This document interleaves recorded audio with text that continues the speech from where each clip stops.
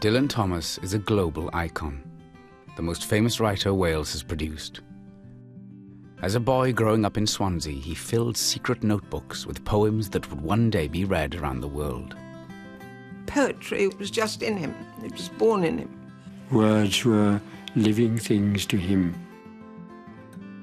Today, Dylan's poetry is almost eclipsed by his image as a hard-drinking, promiscuous bohemian. There are, of course, chaotic characters in one's life, and Dylan, I think, was a pretty chaotic character. At the centre of this chaos was Dylan's tempestuous romance with Caitlin McNamara. She was a likeable, dangerous woman. They ganged up, the two of them together, against society, and they were really a couple of outlaws in that sense. Dylan's reputation as an outlaw artist helped make him a celebrity in America. In the bright lights of New York City, he found fame, fortune, and self-destruction. You know, the whole business of Dylan in America is pretty sad, really. A man's got to have a bit of ruthlessness and a bit of... He lacked that completely, and when he went to America, he was just eaten alive.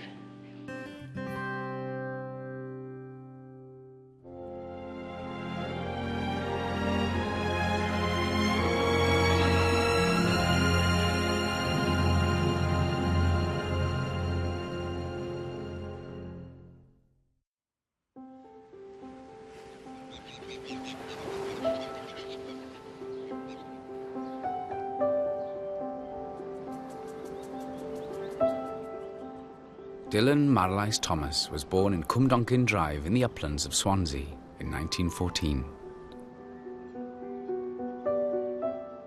He was the younger of two children born to schoolmaster D.J. Thomas and his wife Florence. Dylan's mother doted on her son.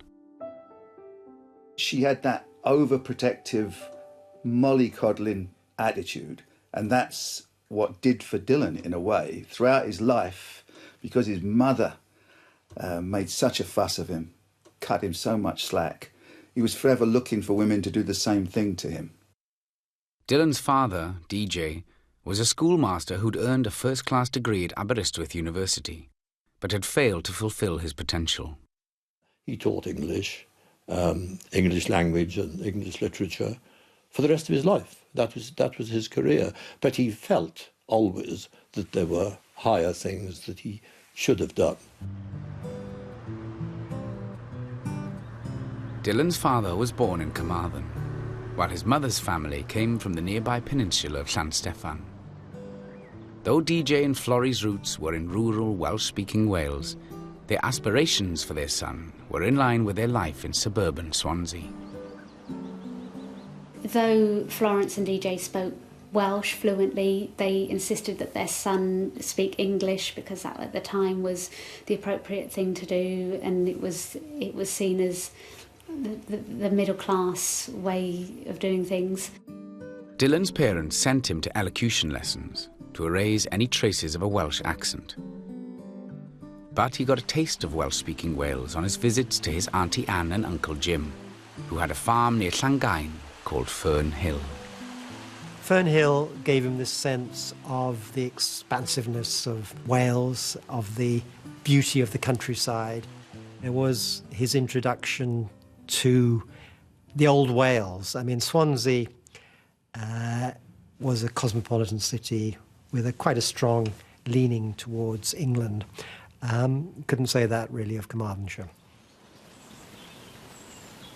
And as I was green and carefree, famous among the barns about the happy yard, and singing as the farm was home, in the sun that is young once only, time let me play and be, golden in the mercy of his means. And green and golden I was huntsman and herdsman, the calves sang to my horn, the foxes on the hills barked clear and cold, and the Sabbath rang slowly in the pebbles of the holy streams. Dylan's experience of the traditional Welsh Sabbath came from his trips to Paraclete, a church in Newton near Mumbles, where his uncle, David Rees, was a minister. He was forced to church 3 times a day, and he got that incredible knowledge of the Bible that permeates his work. And he also watched this uncle preach, and it was kind of full of Welsh hoel and hellfire and brimstone, and this informed Dylan's way of reading his poetry. Poetry was a presence in Dylan's life from the start. DJ passed on his deep love of literature to his son, reciting the classics to him as an infant. By the time he was 10, poetry had begun to pour out of Dylan. At the age of 12, Dylan had a poem entitled His Requiem, published in a newspaper. He'd sent the poem into the Western Mail, His Requiem, Dylan Thomas, and he got a prize. And his parents never cashed the postal order. It stood on the mantel shelf, and they were thrilled. But when the poem was published in a collection of Dylan's verse after his death, it turned out all was not as it seemed. A woman wrote to The Guardian, the poem on page 171, His Requiem, was written by my mother, Lillian Gard, and was published in the boy's own paper. Dylan's talent for mischief far exceeded his appetite for learning, as Vernon Davis, a fellow pupil at Swansea Grammar School, recalls. In those days, you had to try 5 particular subjects, and if you failed one, you failed a lot. And the story went round that DJ, that's Dylan's father, said to him one day, "Dylan, you've done very well in English." And he said, "Yes, father, and oh, I'm very pleased. But I notice you failed in mathematics and in chemistry." "Yes, father." "And then you failed too in French and geography." "Yes, father." And father said, "Well, it's a pity you didn't try Greek. You could have failed that too." Father could be a little bit sarcastic. Dylan was no scholar, but he was a serious and disciplined writer. He edited the school magazine and showed an artist's commitment when it came to his poetry. We all knew there was something different about Dylan and words. Words were living things to him. He'd shown this precocious talent. He'd begun filling these notebooks with brilliant snatches of poems, and not just snatches, whole poems. If you look at the poems that he was writing at that time, they are very kind of introverted. They are looking at his body and trying to make something of the internal motions of his body and how they relate to the world. He was going through, basically, I suppose, what you could call a sort of late teenage angst. The force that through the green fuse drives the flower drives my green age. That blasts the roots of trees is my destroyer. And I am dumb to tell the crooked rose my youth is bent by the same wintry fever. At the age of 16, Dylan left school and got a job as a reporter of the South Wales Evening Post. He was in many ways, a sort of natural journalist. He had a great curiosity. He enjoyed the experience of going into the hospitals, the police stations, and the pubs. You know, it was all part of his education into life in Swansea. When he wasn't in the pub, Dylan could be found upstairs at the Cardoma Cafe, home to Swansea's bright young things. They included the painter Alfred James and the composer Daniel Jones. Dylan, who was still pouring his creative energy into his poetry, felt at home among these fellow artists. He did decide to cultivate this bohemianism, but it didn't come naturally to him. You know, he was born in a semi-detached house in suburban Swansea. His dad's a school teacher and he's got relatives who are in the church. He's basically a Welsh nonconformist boy.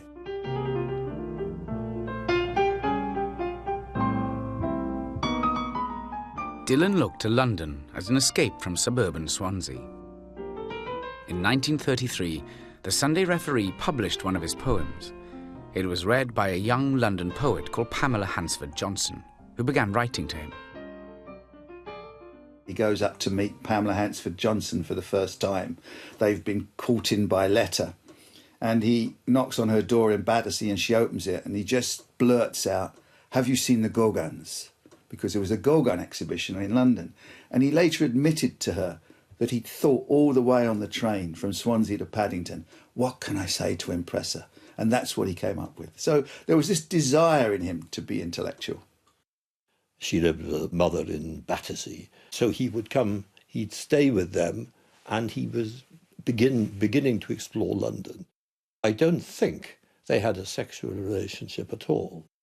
If their relationship meant anything, it was simply that she was the one who introduced him to the place.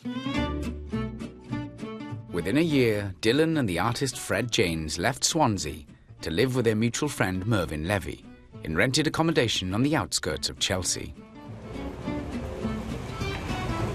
They were going to paint and write poems, but the place was squalid, and he was used to his mother. He was used to having Florrie around, taking the tops off his eggs. I mean, that's the story that everybody, all throughout his life, people had to take the top off his boiled egg. And, you know, he liked to lie in the bath with sweets placed all around the edge for him just to sit back and eat dolly mixtures. And he didn't have any money. His parents helped him. There's a story that Mervyn Levy tells that Fred Janes would turn him upside down and shake him to get the rent out of his pockets that would fall on the floor, just a few coins. In London, Dylan survived on handouts from his parents, loans from his friends and payments for reviewing the odd thriller. But he was busy building up contacts in the literary establishment. And in 1934, Dylan got his big break when his first collection of poetry was published.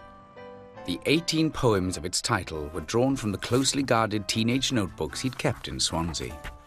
He insisted it had no blurb. He insisted there was no portrait of him at the start.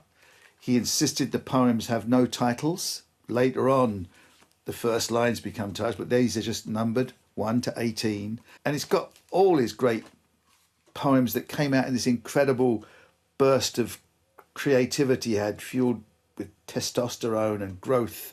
But he was only 16, 17, 18 when he's writing these poems. It just is the beginning of everything for Dylan Thomas. It wasn't a big hit with the reading public, but it got good reviews for a first collection. It placed him firmly on the literary map in London. The people who mattered noticed. He injected a bit of fresh air into the world of poetry in the 1930s. You know, there was a sort of romanticism about him, there was a lyricism about him that you don't get in some of the other poets of that period. Back in Swansea, Dylan's first book made a big impression on Vernon Watkins. Watkins was a young bank clerk and aspiring poet who modelled himself on Gerard Manley Hopkins, a Victorian priest who'd written poetry in secret. 18 poems was on view in the 2 bookshops in Swansea, and Vernon felt very indignant because he thought he was the only poet in Swansea, see. And he'd decided not to publish, to be like Hopkins, Gerard Manley Hopkins, and only have his poems published after he was dead, you see. And he felt really indignant at this Swansea, because the bookshops had local poet, you know, Swansea poet and things. And he went in every lunchtime from the bank and read some of the poems. And he did that every lunchtime for a week. And on the Saturday, he actually bought the book. Vernon got in touch with Dylan, and the two soon became close friends, meeting regularly to discuss their poetry. Dylan knew that Vernon understood what it was like to, you know, wrench a poem to bits and try and put it together again and wrench that to bits and do it. Often there were 60, 70, 80 pages of manuscript for a single poem. Vernon helped Dylan select and revise the poems for his second collection. In 1936, 25 poems was published, to critical acclaim. In the artistic circles in which Dylan now moved, he came across the Welsh painter and notorious libertine Augustus John. That year, John introduced his sometime lover, Caitlin McNamara, to Dylan. Caitlin had a beguiling effect on men, and Dylan was no exception. He kind of fell all over me, you know, put his head on my knee and never stopped talking, and it seems almost immediately that we kind of fell into bed together. All happened so naturally, as though we'd known each other all the time. She was a fascinating woman, and he was obviously fascinated by her. Kathleen was tough. She knew what was what. Oh, I thought she was awful, really. I was frightened of her at first. For years I was frightened of her because she had no restraint at all. She was totally unpredictable. Kathleen had enjoyed an unconventional upbringing. She was the daughter of Francis McNamara, an Irish bohemian and would-be writer. Having grown up around artists, she embraced the role of muse to a great poet. A little over a year after they met, Dylan and Kathleen were married. Kathleen really was his finishing school when it comes to bohemianism. Her own father, Francis McNamara, encouraged his wife into affairs. I mean, Yvonne McNamara slept with Augustus John. They shared each other's wives, and Yvonne then went on to have a lesbian relationship with a photographer who took Nora Summers, who took all the great early pictures of Dylan. So Dylan, after he got married, he went down to live with his mother-in-law in the New Forest, very close to Augustus John's crew, very close to the McNamaras, very close to the Summers. And these three truly bohemian families who define it. I mean, Augustus John was considered the king of Bohemia. It's not a country, it's a state of mind, but he was the king. And Dylan, I think, decided, God, that looks like the life for me. But unfortunately, it didn't come naturally to him. In the free-living environment of the New Forest, Dylan missed the home comforts of Cwmdonkin Drive. Dylan got a cold and went to bed, and he asked my mother for bread and milk, and she broke up the bread in very rough pieces. And he didn't like that, and he said, "You must do it like my mother does it, in little cubes."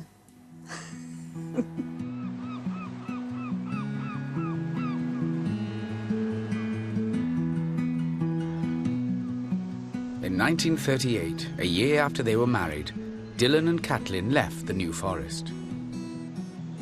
They moved to Carmarthenshire, where Dylan's family had their roots. Throughout his life, Dylan was at his most productive when he was living and writing in Wales. He found tranquility and inspiration in the village of Larne, on the quiet estuary of the River Taf. Pale rain over the dwindling harbour, and over the sea-wet church the size of a snail with its horns through mist, and the castle brown as owls. But all the gardens of spring and summer were blooming in the tall tales beyond the border and under the lark-full cloud. Dylan and Kathleen's first child, Llywelyn, was born in 1939. Later followed by a sister, Ironwy, and a brother, Colm. When Dylan wanted a break from family life, he'd catch up with old friends in Swansea. And when the pubs shut for the afternoon, he'd retire to Swansea Museum, as the museum's trainee librarian Elaine Kidwell discovered. I was in the library with the girl I was taking over from, and this chap came to the door of the library, you see. He'd come into the hall and he went like this. And she nodded, yes, go on. Now, she said, that's Dylan Thomas. She said, he's a poet or something. He goes down to the gents, and he's an armchair then, he goes to sleep until his time. You may sometimes have to go down and knock the door and tell him you're locking up, she said. But he's harmless. Right. So, of course, I wasn't a bit nervous about it when it was my turn, you know. So I knocked the door, and I thought my mother would have a fit, me knocking the door of the gents. But anyway, I said, Mr. Thomas, I'm going to lock up now. Are you coming out? No, yes, you know. So out he came, and he was, you know, he was open here, and his tie was there, and he said, sorry, he said. I do beg your pardon, yes. Come along, I said. Well, I knew after a few times I'd had to push him up the steps, you know. I said, come on. And he'd go along. I said, yes. As I say, beautifully mannered. In 1939, Dylan published his third collection, The Map of Love. But its release was overshadowed by the outbreak of war. Dylan, who was a pacifist, faced the prospect of conscription. In the spring of 1940, he was summoned to an army medical examination. he decided that, he was going to flunk this, basically, and so he got drunk the night before, and, not just drunk, just paralytic.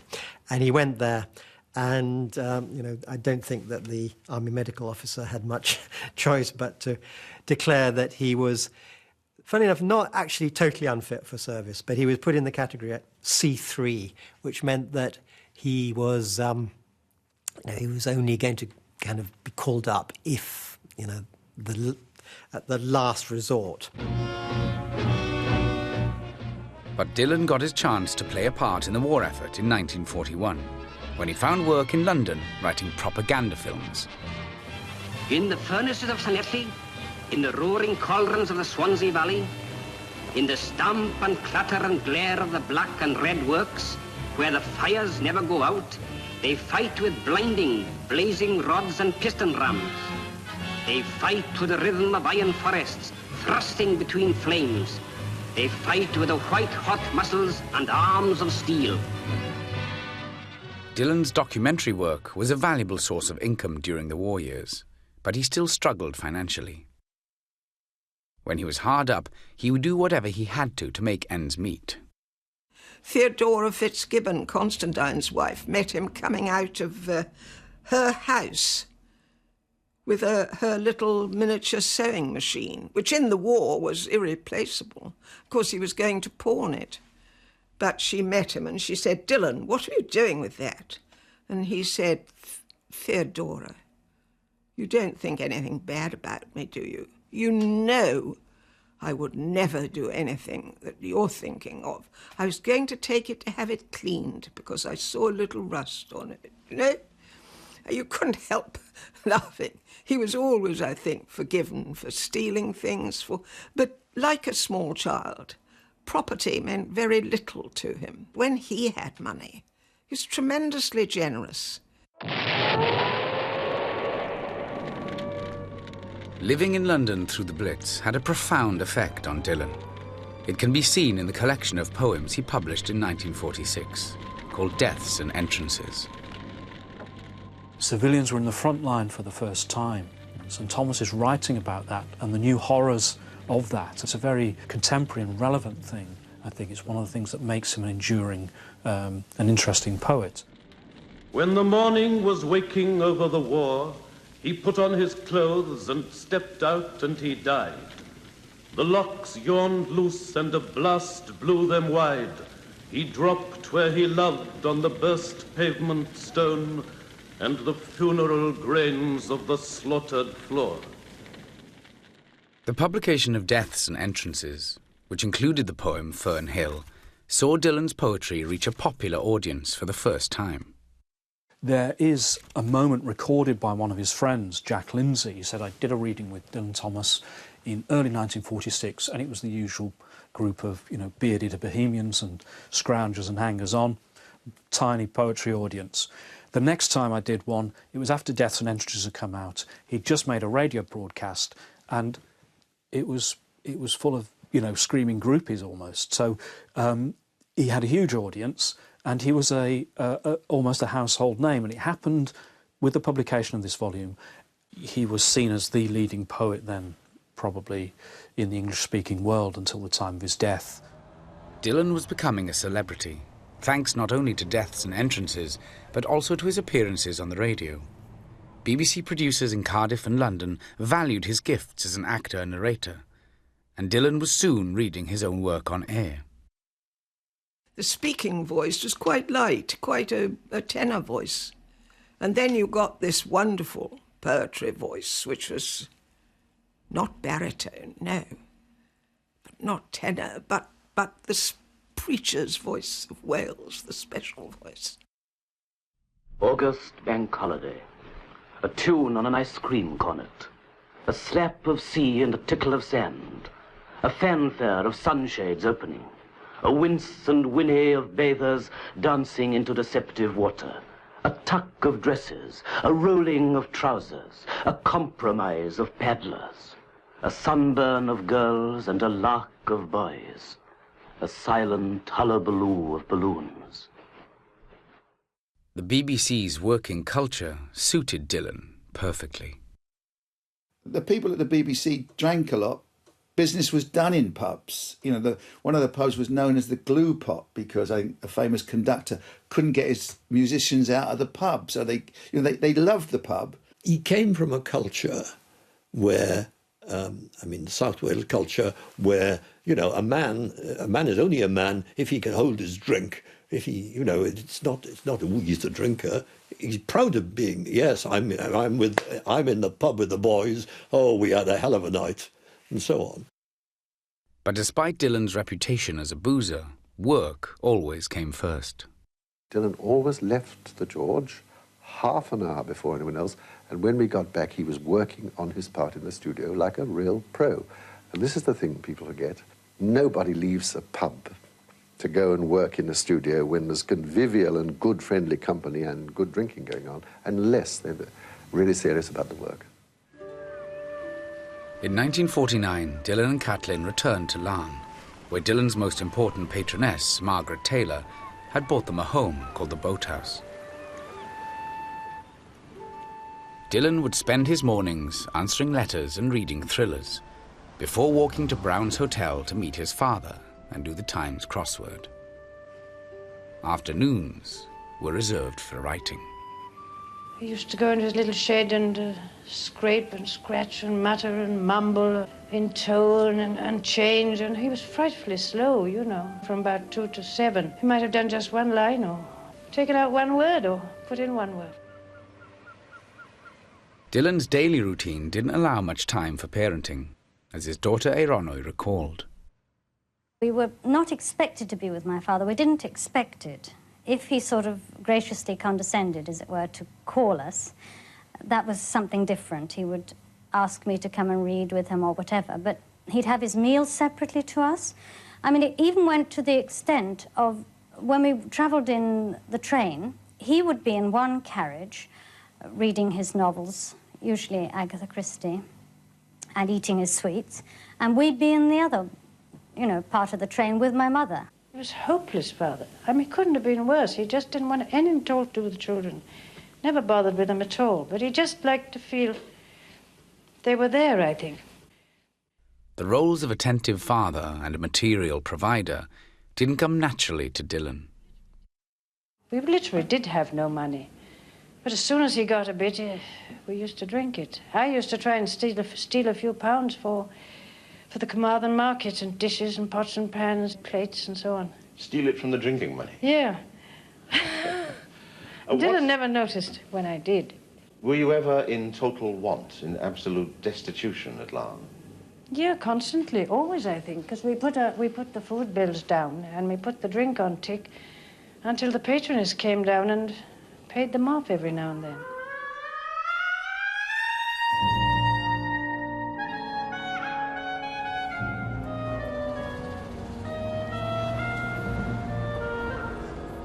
But there was suddenly a glimmer of financial hope for the couple. In 1949, Dylan was invited to embark on a lecture tour of America by poet and academic John Malcolm Brinnin. His work was finding a market in America, and if you could make your mark there, there'd be lots of money. Dylan landed in New York on the 21st of February 1950 and gave his first reading at a New York Poetry Center 2 days later. He was an overnight sensation. If you wanted to be cosmopolitan and you lived in New England, certainly in New York, then you had a duty to yourself to go and see what this phenomenon was really like. He mesmerised people. I used to sell books in America every year, go there 4 or 5 times, and I'd have Dylan Thomas books in my glass case. And the number of people who would stop in the early days and say, "We heard him read. We never forgot it." Dylan was fated in America, but the adulation and hospitality he enjoyed would prove damaging in the long run. When he's in New York, he starts drinking spirits, which apparently he hardly drank beforehand.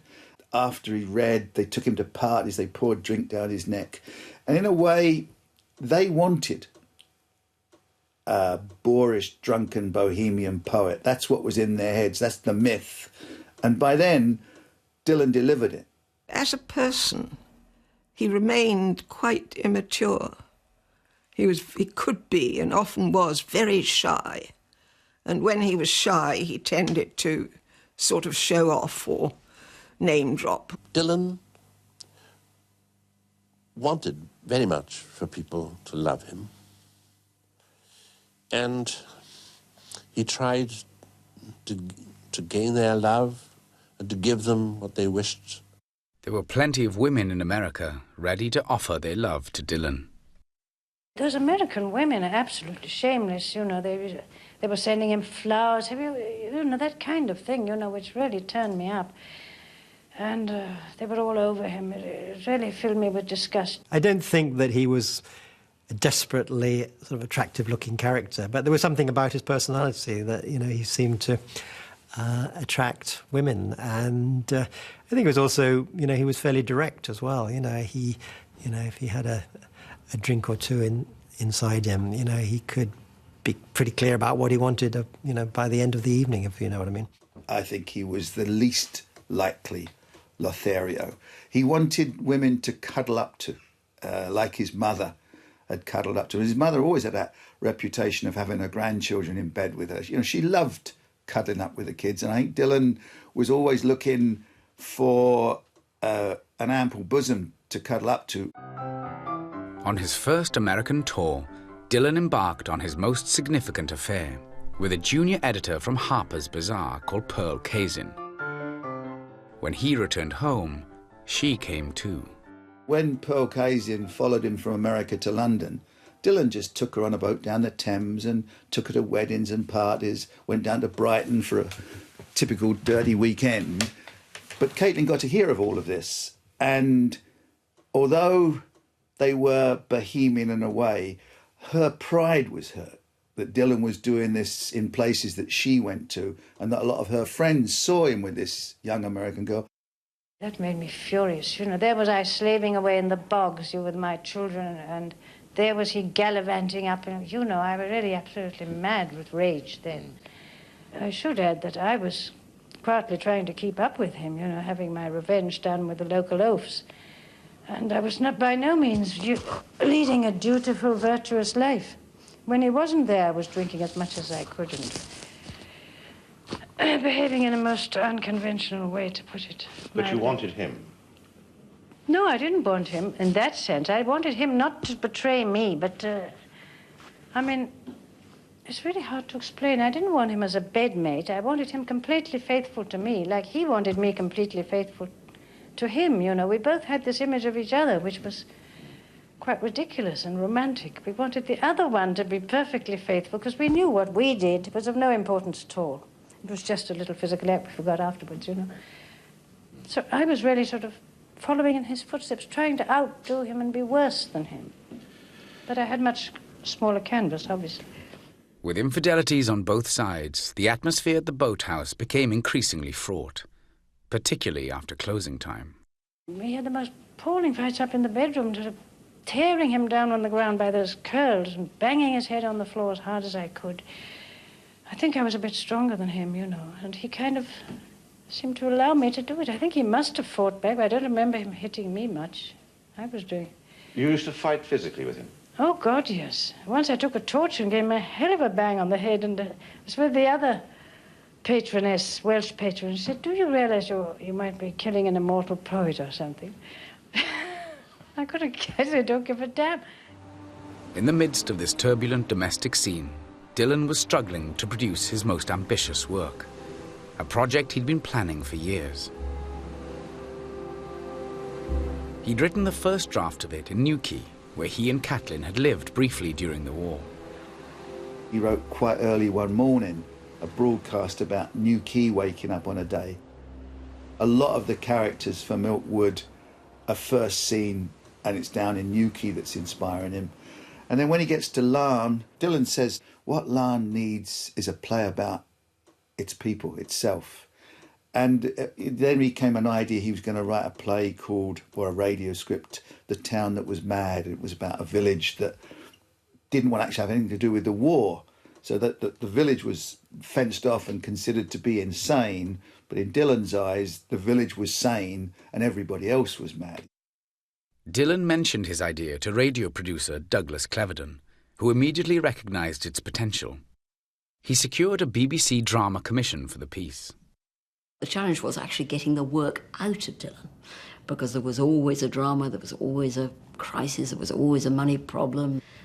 He was a genius, but like all geniuses, needed a lot of roadies to help them achieve what they can achieve. And in a way, my father was a roadie. Without Clevedon, he'd never have finished it. He'd never have got round to it. But Clevedon nagged him. My father, after endless periods of trying to do it, managed to persuade Dylan that the thing to do would be to lock him in the BBC library overnight and pay him the following morning by the numbers of lines that he'd written. And so he provided him with an enamel bucket and locked him in.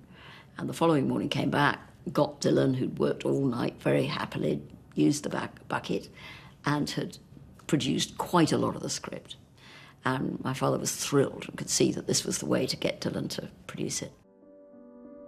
In 1952, during the writing of Under Milk Wood, Dylan lost his father. Just a year earlier, he'd written a poem for DJ. Do not go gentle into that good night. Old age should burn and rave at close of day. Rage, rage against the dying of the light. DJ's death heightened his son's long-standing obsession with his own mortality. There's no question about it. He thought about death every single day of his life. One night, we'd gone back from the pub, Caitlin, Dylan, some other friends, with me and my wife, to my own home. And it got late, and it was clearly better that Caitlin and Dylan stay the night. But Caitlin said no, she wanted to go home at all costs because she liked to wake in the mornings in her own little box and know exactly where she was.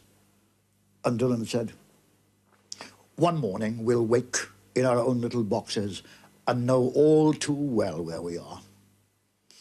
And he turned to me and he said, I die every night. And when I wake again in the morning, well, that's a bonus. He always said, often jokingly, but he always said, I'll be like Keats. I won't live into even middle age. Dylan had always been a sickly figure, but by the early 1950s he was suffering from asthma, blackouts and gout. He must have known that drink had become too important, that he was drinking too much. Certainly in the last year or two, there had been warnings from doctors. He was unwell, he was exhausted, he was grieving, and I think people remember Dylan at that time of his life, but anybody who went through what he went through that year would not be behaving like they normally would. In 1953, Dylan made 2 journeys to America.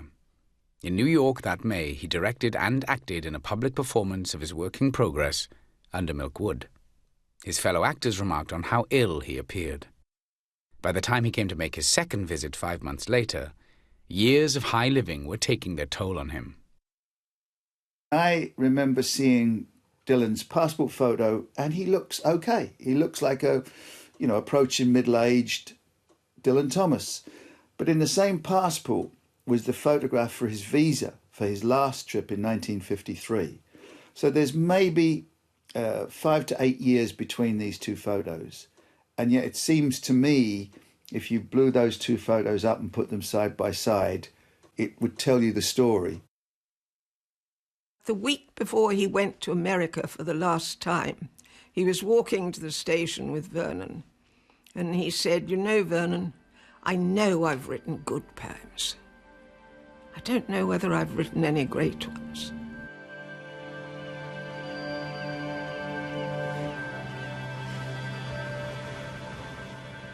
Dylan delivered his long-awaited script for Under Milk Wood to the BBC on the 15th of October 1953. 4 days later, he flew to America.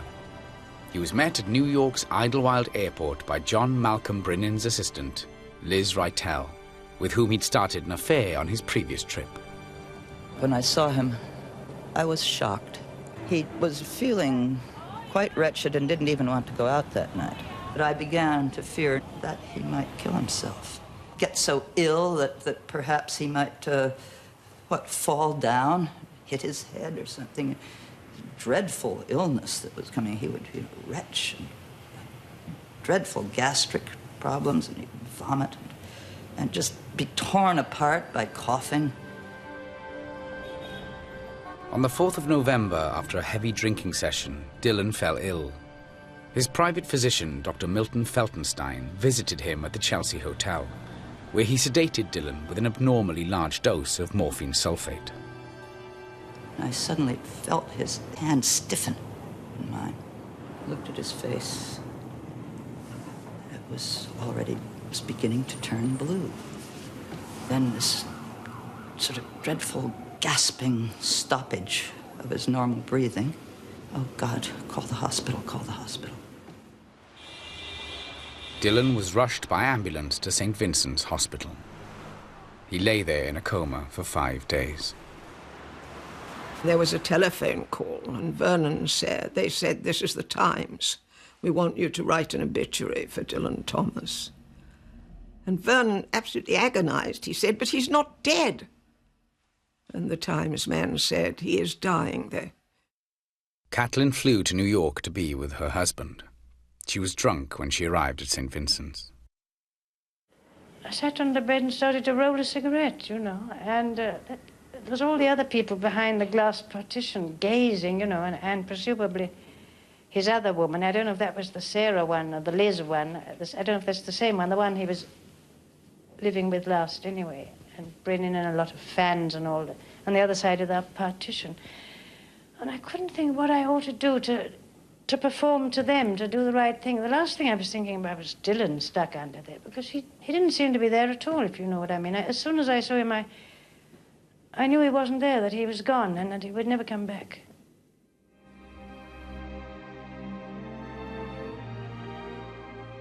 The following day, Dylan Thomas died. He had just turned 39.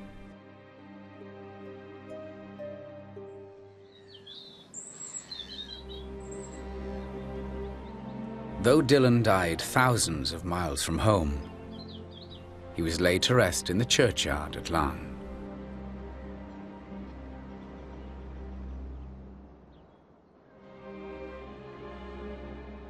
Two months after his death, the BBC broadcast the play for voices he'd been crafting for years. Millions listened in to hear Richard Burton take the lead role in Under Milk Wood. To begin at the beginning. It is spring, moonless night in the small town, starless and Bible black. The cobbled streets silent and the hunched quarters and rabbits wood limping invisible down to the slow black, crow black, fishing boat bobbing sea. People are so seduced by the stories of his wild life that they forget that what he was really was a poet. All his inner genius was in his poetry. If someone was putting an anthology together of the greatest poetry of the 20th century or world poetry, 2, 3, 4, 5 of those would have to be in it. Under Milk Wood is still performed everywhere, and the short stories are read. So that's what he's remembered, because he was a great writer, and that's what we forget.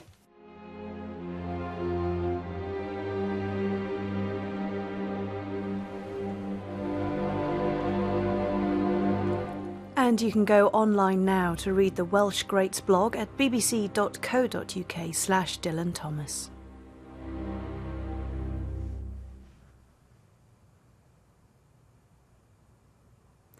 And you can discover more about Dylan Thomas in an online archive collection featuring Richard Burton. Next in the season, Dylan's Walks is the first of 2 special programmes with Derek Brockway to celebrate the centenary of the poet's birth. Weatherman Walking tomorrow night at 7:30 here on BBC One Wales.